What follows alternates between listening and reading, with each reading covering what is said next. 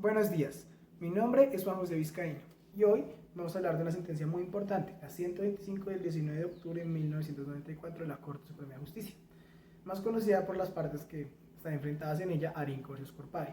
Una sentencia muy importante porque establece el abuso de posición dominante y, en otras palabras, es el abuso del derecho en una relación contractual.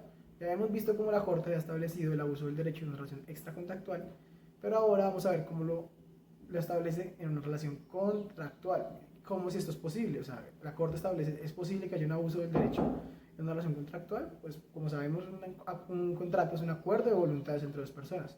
Las personas establecen los derechos que hay entre ellos y las responsabilidades. Entonces, estableciendo ellas, con su autonomía de voluntad privada, pueden incurrir en un abuso del derecho cuando ambas partes establecieron los parámetros del contrato. Pues eso es lo que vamos a hablar de aquí. Ese es el problema jurídico en sí. Hablemos un poco de los hechos. La constructora Arinco le pide un préstamo a la entidad financiera Corpavi. Entonces, en ese momento, el mercado no tenía mucha liquidez, lo que significa que no había mucho dinero en el mercado. Por lo que Corpavi ofrece a Arinco prestarle la plata a través de CDTs, a lo que Arinco accede. ¿Qué es un CDT? Es un crédito de término fijo donde una persona deposita la plata y al finalizar un tiempo se le devuelve con un interés establecido. Entonces, Corpavi tenía estos CDTs y se los entrega a Arinco. Entonces, vamos a poner un ejemplo de numérico básico para que sea fácil de entender y no vamos a utilizar los números reales de la operación monetaria. Usted da cuenta que Corpavi le prestó a Arinco 100 millones de pesos, pero se los prestó a través de CDTs y además no se los dio todos a la vez, sino decidió darle 10 CDTs de 10 millones de pesos cada uno y diferidos en el tiempo. Se los dio a 90 días, eso sí es un dato real, de la vida real.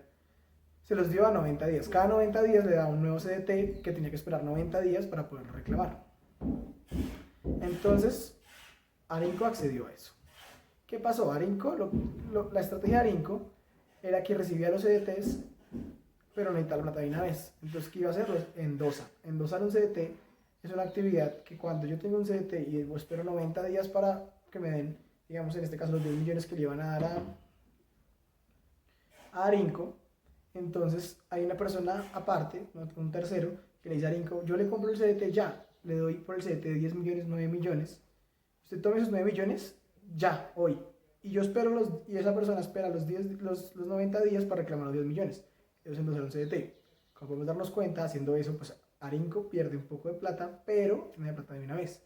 Arinco, esa fue la actividad que hizo con todos los CDTs, por lo que nunca tuvo acceso como a toda la plata que le dieron los 100 millones, y nos damos de cuenta que endosándolos perdió 10 y solo recibió 90 millones. Sumado a eso, Corpavi empezó a cobrar intereses de los 100 millones desde el día 1, desde el día que entregó el primer CDT, cuando los CDTs fueron entregados en un lapso separado del tiempo y además no se podían tocar endosarlos, no se podía recibir toda la plata, pero aún así Corpavi cobró intereses desde el primer día, desde el día 1, desde el día que dio el primer CDT. Entonces Arinco dice que esto es increíble, que esto demanda el contrato por simulación y se ve que hubo un abuso del derecho. Porque pues Arinco se dio cuenta, Arinco termina quebrándose y Arinco se da cuenta que termina pagando más plata por los intereses que por el mismo préstamo del banco. Y además que cada vez que renegociaban, Corpavi quedaba cada vez en una posición más favorable en el negocio. El juez desestimó las retenciones principales que buscaban la simulación del contrato en primera instancia. Pues el contrato de mutuo comercial, pero sí declaró el abuso del derecho por parte de Corpavi sobre la constructora Arinco y ordenó el pago de exceso de lo pagado, del exceso pagado por concepto de daño emergente y lucro cesante. O sea, el juez le da la razón en cierto modo a Arinco. En segunda instancia es muy parecido, confirman confirman la primera instancia. Se va a la Sala Suprema, a la Corte Suprema de Justicia de la Sala Civil. Esto todo sucedió en el Tribunal Superior de Bogotá y en un juez civil de circuito de Bogotá. Aquí Arinco siempre alegó que Corpavi utilizó su posición dominante para poner cláusulas abusivas, para ganar más en el negocio. Incluso esto dio la quiebra de Arinco, cuando este pagaba intereses de todo el dinero como si lo tuviera desde el inicio.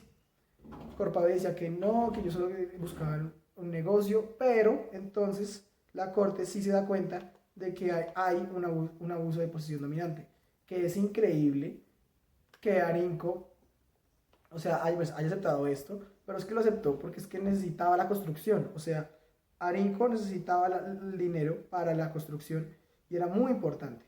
Entonces la Corte establece un test de el abuso de posición dominante, que es el abuso del derecho de la relación contractual. Cuando una de las dos partes tiene mucho poder en el negocio y puede hacer que la otra acepte unos términos que son muy desfavorables. O sea, dentro de estos son los 5 pasos que establece la Corte, que los voy a poner en la descripción del video. Se da dentro de un marco conceptual o negocial, o sea, claramente, es el primer paso. Tiene que darse, se caracteriza por la simetría, la desproporción de las partes. Claro, ¿cómo abusar una de la otra si son iguales? Tiene que ser una mucho más fuerte que la otra, sobre todo en condiciones económicas, o sea, en la posición del negocio. La parte dominante pues, obtiene un provecho, o sea, la parte dominante del número 3 tiene un provecho en desmedro patrimonial de la otra parte, claro, porque si no, no sería abuso. O sea, esa persona natural o jurídica, o sea, la persona, la otra parte dominante, obtiene un beneficio muy grande en detrimento del otro.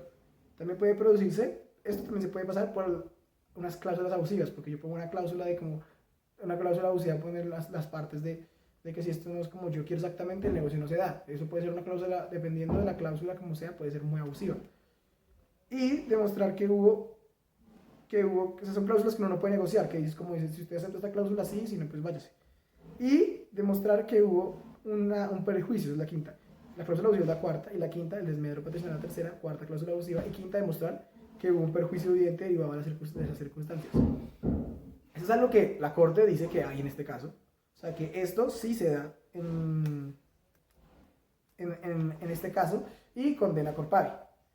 Y además la Corte dice algo muy importante. Mira el artículo cuarto, el artículo 363 de la Constitución, y dice que va a proteger la libertad económica y evitar la posesión dominante del mercado colombiano. También la Corte habla un poco sobre el artículo, sobre que esto, entonces debería crearse sobre el artículo 25 de la Constitución, que nadie pueda usar derechos propios. Entonces la Corte endorsa al Congreso, exhorta al Congreso, de que ya crearon un estatuto de protección del organismo financiero, el estatuto financiero, porque las entidades financieras tienen una posición dominante frente a los consumidores financieros. Generalmente cuando las personas van a un banco, las cláusulas están fijas, como se podrían decir que son casi que abusivas, pero no por el hecho del detrimento patrimonial, sino por el hecho de que son fijas. Son cláusulas de que tienen que ser inspeccionadas por el Estado, inspeccionadas por un ente regulador, porque son cláusulas del banco, dice, esas son mis condiciones, si no, vayas a otro banco. Entonces, esas cláusulas tienen que ser revisadas porque eso podría generar un abuso de la posición dominante. La Corte se encuentra que todas las entidades financieras pueden llegar a tener una posición dominante sobre el consumidor financiero, por lo que exhorta al Congreso de que se expida un reglamento para las entidades financieras, reglamento que después se da. Entonces, en este caso podemos ver esto muy importante, lo más importante de esta sentencia es que se establece el abuso de la posición dominante, que es el abuso del derecho en una relación contractual cuando ambas personas establecen los derechos y las obligaciones, y un test para saber esto cuándo sucede.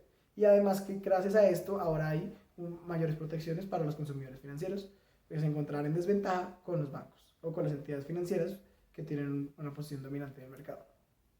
Gracias.